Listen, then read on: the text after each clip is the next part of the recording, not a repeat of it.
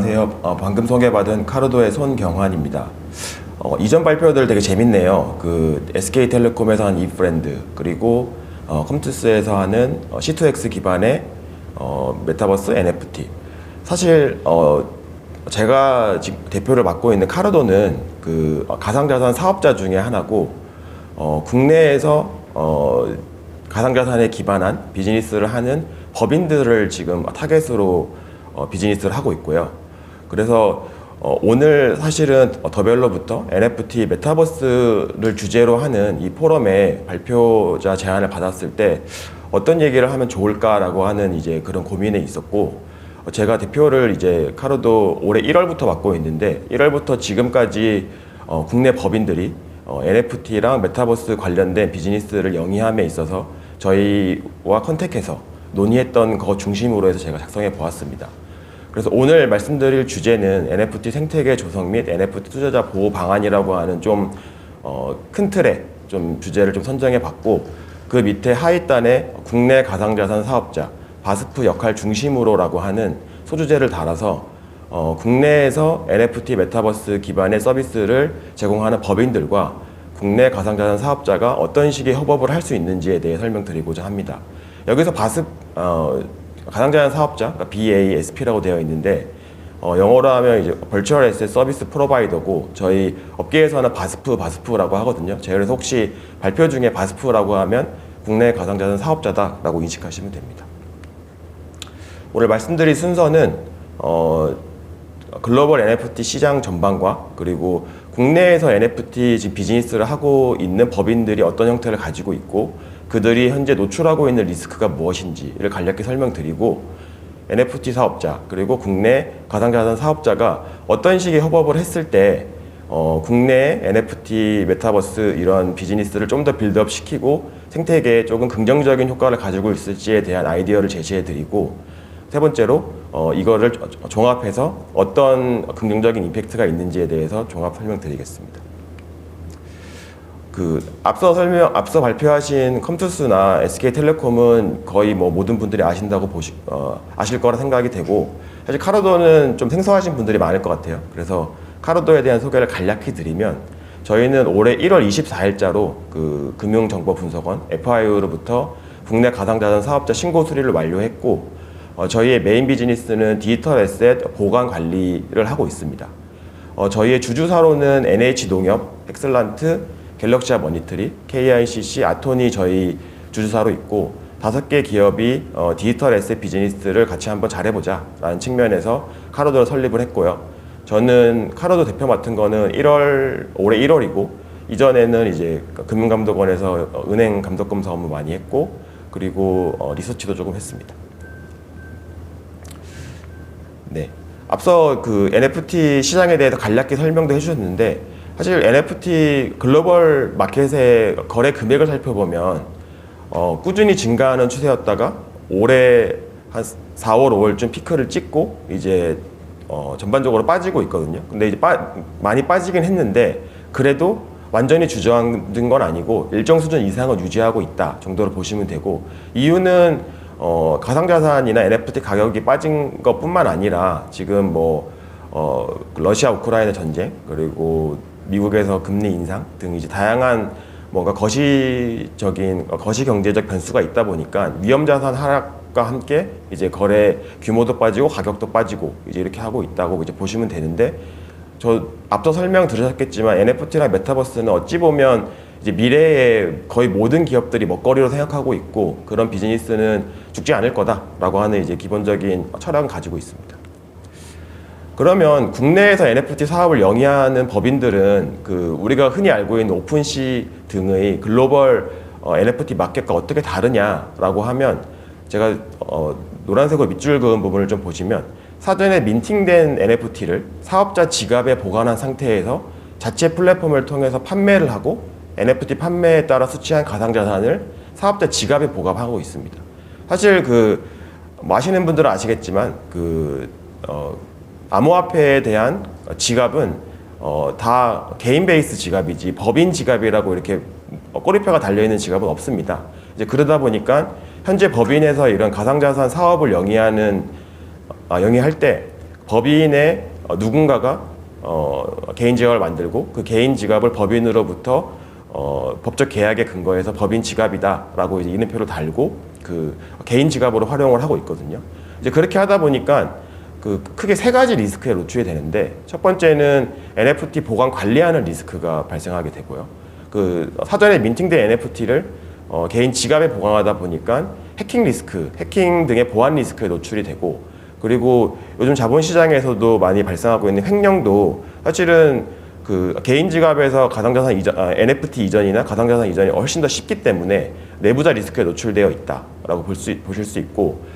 그리고 사실 NFT는 아직 가상자산이라고 그 명확하게 근거가 없기 때문에 다소 좀 모호한 측면이 있지만, 두 번째 써 있는 NFT를 판매하면서 얻은 가상자산 같은 경우는 그 코인은 가상자산으로 분류가 되기 때문에 법인들이 세무나 회계상에 반드시 이제 인식을 해야 되는 자산이 되었고요. 그러다 보니까 NFT 보관 관리 리스크보다 훨씬 더 그 NFT 판매에 따라 수익으로 얻은 가상자산에 대한 그 보관 관리 리스크가 훨씬 더 중요해지고 있다라고 인식하시면 되고, 그리고 제가 최근에 그 대기업 또는 뭐 상장사 아니면 중견기업 이상의 NFT 메타버스를 메인 비즈니스로 계획하시거나 실제로 하고 계시거나 하시는 이제 업무 담당자분들을 만나서 얘기하다 보면 이 세무회계 리스크에 대해서 굉장히 좀 민감하십니다. 이유는 사실 뭐 NFT 판매나 이런 수익이 얼마 안 날 때는 사실 상관이 없었는데, 이제는 일정 규모 이상의 수익이 나기 시작했고, 그리고 세무법인이나 회계법인에서 되게 엄격한 자료를 요구를 하고 있는 상태거든요. 이제 그러다 보니까 법인들이 법인 내 개인 지갑에 보관을 하면서 이거를 수익으로 인식하는 게 좀 부담스럽다라는 이제 제가 이제 그런 업계의 소리를 많이 들었습니다. 그래서 저희가 제공하고 있는 서비스가 이제 커스터디 서비스인데, 커스터디 서비스라고 하면 일반적으로 금융사가 그 위탁자의 자산을 대신 보관 관리해주는 서비스를 커스터디 서비스라고 하고요. 그러면 NFT 사업자와 커스터디 서비스가 어떻게 연계될 수 있느냐라고 보면, 왼쪽 편에 있는 그 NFT 사업자가 카르도가 제공하는 커스터디 솔루션 내에 사업자 전용 보관 관리 월렛을 만들고, 그 월렛을 통해서 그 NFT 사업자가 NFT 또는 NFT 판매에 따라 수취한 가상자산을 맡길 수 있게 됩니다. 그러면 그 사업자 전용 보관 지갑이라고 하는 형태는 핫월렛과 콜드월렛이라는 게 있고, 핫은 아시다시피 이제 온라인상에 접속되어 있는 월렛이 핫월렛이고, 콜드월렛은 그 물리적 장치 레저라고 하는 이제 오프라인으로 분리된 이제 월렛이라고 인식하시면 되고, 콜드월렛 같은 경우는 저희가 그 내와 금고 안에 그 이제 레저 장치를 넣어놔서 분리 보관하는 형태다. 이제 이렇게 하시면 사실은 지금 현재 법인 내 개인 지갑에서 보관 관리되는 것보다 이런 식으로 바스프 지갑 안에 보관 관리하는 게 훨씬 더 안전하고, 그리고 투명하게 보관 관리가 가능하다라고 말씀드릴 수 있습니다. 그럼 두 번째는 NFT 사업자와 그 국내 바스프 간에 어떤 식의 협력 모델을 만들어낼 수 있느냐를 보면, 현재 국내 바스프라고 하면 크게 분류는 세 가지로 되고요. 첫 번째는 거래업자, 이제 업비트, 빗썸, 코인원 등의 이제 거래소를 거래업자라고 하고, 그리고 지갑 서비스업자, 엑슬란트, 뭐 비둘기 지갑 등 B2C 전용 지갑을 이제 서비스로 하는 지갑 서비스업자. 세 번째는 이제 카르도와 같이 보관 관리업자, 그 법인이나 큰 뭐 개인들의 가상자산을 대신 보관 관리해주고 일정 수수료를 수취하는 이제 그런 비즈니스를 하는 건데, 국내 바스프 같은 경우는 첫 번째는 그 직접적으로 NFT 마켓플레이스를 만들어서 운영하고 있는 데가 있고요. 그래서 그거의 예시는 왼쪽에 보시는 이제 업비트에서 제공하고 있는 업비트 NFT 마켓플레이스고, 이제 오른쪽에 있는 거는 이제 저희 주주사 중에 하나인 갤럭시아 머니트리가 운영하고 있는 메타 갤럭시아라고 하는 NFT 거래 플랫폼인데, 이 거래 플랫폼 같은 경우는 저희 그 국내 바스프, 저희 주주사 중에 하나인 헥슬란트와 카르도가 같이 그 거래 플랫폼을 만들 때 기반 기술을 다 이제 제공을 했었거든요. 이제 그러다 보니까 국내 바스프는 NFT 시장에 직접적으로 마켓플레이스를 만들어서 운영을 할 수도 있고, 또는 간접적으로 지갑 서비스나 NFT 거래 등의 블록체인 기반 기술을 제공해주고 있다. 이제 이렇게로 인식하시면 됩니다. 제가 말씀드리고 싶은 사항은 사실 오른쪽에 있는 이제 간접적인 진출을 할 때 어떤 식으로 저희가 도움이 될 수 있느냐라고 하는 게 주요 포인트고요. 그래서 제가 사실은 좀 진부한 표현이긴 하지만 어떤 키워드 하나를 만들어내려고 커스터디 플랫폼 애저 서비스라고 하는 제가 키워드를 하나 만들어냈고, 이게 무엇이냐라고 하면 NFT 플랫폼 사업자, 이 플랫폼 사업자는 난 바스프고요. 바스프가 아닌, 예를 들면 갤럭시아 머니터리 같이 바스프가 아닌 사업자가 디지털 에셋 관련해서 비즈니스를 하고 싶을 때 그 법인의 지갑과 그 가상자산 NFT의 그런 입출금 내역 등에 대한 정보를 투명하고 안전하게 관리할 수 있는 이제 그런 플랫폼을 제공한다고 보시면 되고, 그러면 플랫폼 사업자는 이 디지털 에셋 커스터디 플랫폼 자체를 이제 어떻게 보면 외주를 받아서 이제 백단에서 이제 이거를 쓴다고 생각하시면 되고, 그러면 이제 어떤 서비스가 제공이 되냐고 하면 디지털 에셋 볼트 안에 법인 내에 지갑을 만들고, 그 지갑을 통해서 플랫폼에 들어오는 개인들의 지갑에서 입금되고 출금되는 NFT와 가상자산을 주고받을 수 있다라고 보시면 되고요. 그 다음에 오른쪽에 보여지는 대시보드 같은 경우는 이제 그 플랫폼 사업자가 그 디지털 에셋 볼트 안에 들어와서 현재 어느 정도의 지갑이 형성이 되어 있고, 지갑 내에 어떤 NFT가 들어있고 그 NFT에 대한 정보가 무엇인지 이제 이렇게 한눈에 보기 좋게 대시보드까지 제공해 줄 수 있는 이런 플랫폼 비즈니스를 난 바스프 인 NFT 플랫폼 사업자에게 제공할 수 있다라고 보시면 됩니다. 그럼 이제 여기서 좀 중요한 이슈들이 있는데, 그 사실은 국내 법인들이 그 NFT나 메타버스에 기반한 비즈니스를 하고 그 비즈니스 내에 가상자산에 대한 거래를 이제 다 담고 있긴 한데, 제가 좀 지켜보면 다들 이제 국내 법인에서 이제 이런 비즈니스를 하려고 하다가 여러 가지 이제 제약 사항들 때문에 해외 법인을 만들고 이제 해외 법인에서 많이 영업을 이제 영위하고 계시거든요. 이제 그 이유가 이제 크게 제가 보면 두 가지인데, 여기 이제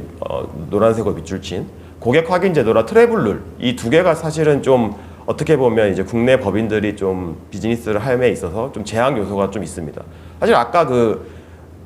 저는 딱 눈에 들어왔는데 이제 이 프렌드에서 이제 가장 마지막 페이지에 이제 월렛을 만들어 가지고 국내 가상자산 거래소로 만든 코인을 이전시키겠다 이렇게 되어 있는데, 사실 그거는 트래블 룰상 지금 안 되고 있는 거고요. 이제 그 트래블 룰은 뭐냐라고 하면 제가 오른쪽에 이제 밑에 있는 건데, 국내 가상자산 사업자, 그러니까 국내 바스프 내에 가상자산을 입금하거나 출금하는 경우 그 입금 출금 지갑을 사전에 등록을 해야 되고요. 그렇게 하려고 하면 그 등록하는 걸 저희가 이제 화이트 리스트에 등록한다라고 하고, 이제 바스프 지갑인 경우에는 이제 그 바스프들 간에 그 트래블러 솔루션을 서로 연동되어 있기 때문에 크게 문제가 없고, 난 바스프 지갑의 경우에는 이제 해당 거래소가 그 특정 지갑을 지정해가지고 그 지갑만 등록할 수 있게 해주거든요. 그래서 최초에 저희 국내에 트래블러 들어왔을 때 메타마스크를 등록시켜 줄 거냐 말 거냐 이제 이걸로 상당수 이슈가 있었고, 그래서 지금은 이제 메타마스크는 허용해 주는 걸로 일단은 결론이 났는데, 뭐 아까 대기업에서 월렛 만들고 이제 그 월렛을 국내 바스프로 연동하는 거는 이제 추후에 그거는 좀 더 이제 논의가 좀 필요한 상황이고, 현재 기준으로는 좀 힘들다고 저는 보고 있고요. 그래서 중요한 거는 바스프 지갑을 쓸 때 그 플랫폼 내에 들어오는 고객들 지갑까지도 저희가 그 트래블 룰을 준수를 해야 되거든요. 그리고 고객 확인도 해야 되고, 그래서 고객 확인과 트래블 룰은 국내에서 NFT와